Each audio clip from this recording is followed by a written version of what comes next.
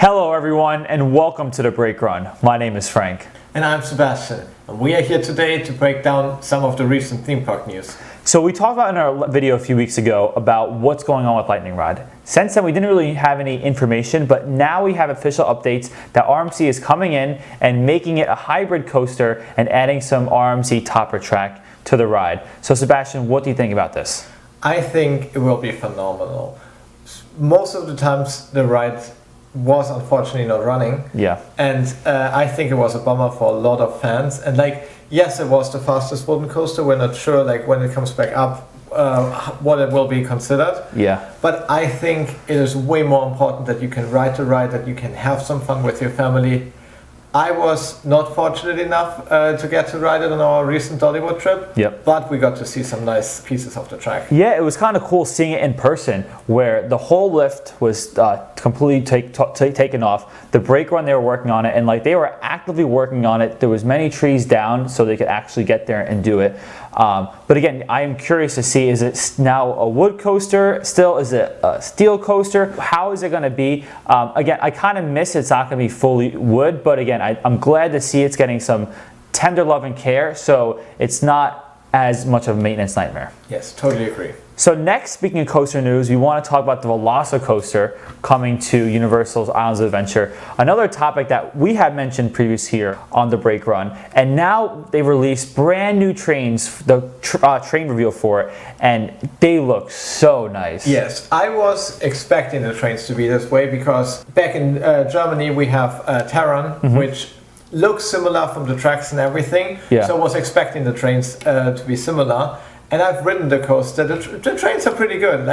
I like them, and Universal made them look top notch. So I'm really excited about it. Yeah, the theming, the attention to detail is phenomenal. I think it's gonna be perfect trains for the ride. And kind of speaking of the ride too, there's many videos of the ride actually testing. So it's great to see the trains in action through the layout.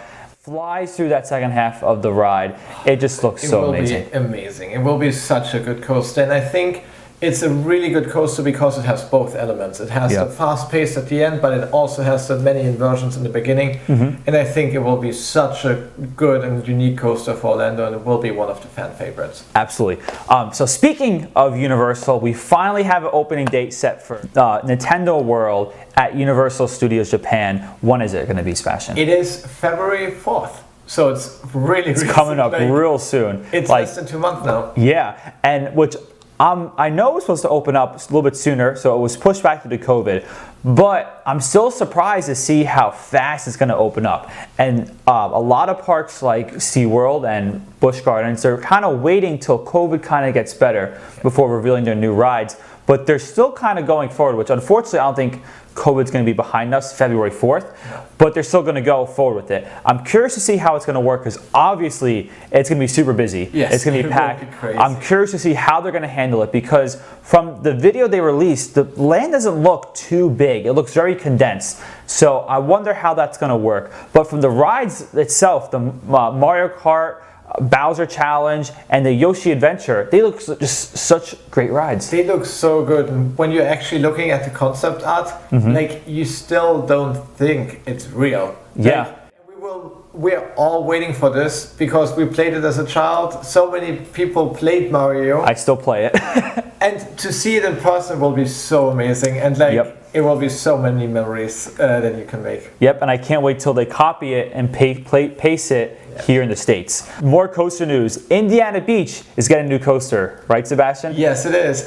We get an old coaster from Mexico that will be transported over to Indiana Beach. It will be super, super interesting. It is a Schwarzkopf roller coaster. Yes. It is such a nice coaster manufacturer. I love the Schwarzkopf coasters. Oh, me too. It is good German engineering to par. And I think it will be so much better having it in the States with all the regulations and better safety standards than having it in Mexico. Oh yeah, because obviously it suffered a very bad incident a few years ago where it got derailed. They're probably one of the worst coaster accidents in recent memory. But again, I'm glad to see this park, and I think they have a really good maintenance team, kind of give it that tender loving care and bring it in. And it's interesting because in the fan community world, either people were super excited, they're ready to go opening day to ride it, or they think it's a very terrible idea. I know you haven't been there, but I was there, and it wasn't a really good park, to say it in the nicest way. And when I left, I was like, I'm probably only going to go back to this park unless they get a really good investment. And they're getting this ride, and when I first saw it, I was like, I really want to try this because I just love these types of rides because they're just like hidden gems. But it's just crazy that Indiana Beach went from closing down, probably never going to reopen, to opening again, and during this pandemic, and now they're getting a pretty big new ride for next year. So it's a total wild year for that park as well. And I'm excited to see. I hope they do a nice refurb, maybe get some new Gerstlauer trains, kind of like the ones we've seen at Super Duper Looper at Hershey Park, because those trains are awesome too. So I hope they give a nice refurb to it as well. Yeah, definitely. Last thing that we want to talk about for coaster news is Luna Park in Australia. What are they getting, Sebastian? They are getting one of the new single rail coasters.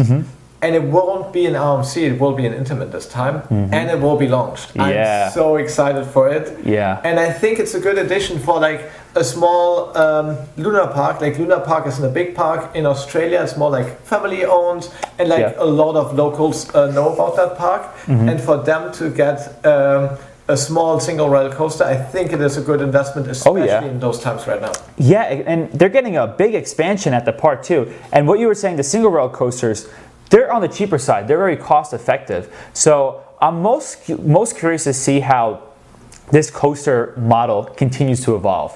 We've only seen a few models, and compared to like Wonder Woman Golden Lasso, which I rode recently, and that was absolutely wild, this looks a little more tamed back and not as intense.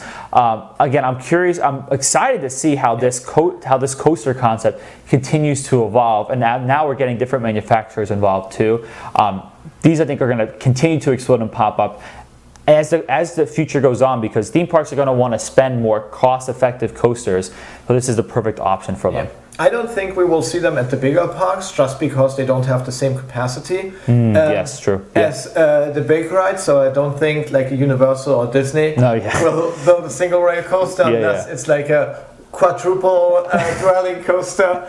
But I think it's a really good addition for our small theme parks, and it will be bringing some more fun and some more thrilling rides to the smaller parks. Yeah. Wraps up today's video. We had a lot of exciting news to talk about that's going on in the industry. So we want to hear from you guys. What do you guys think about all these news updates? Let us know in the comments below. Thanks for tuning in today, and have a wonderful rest of your week. Bye.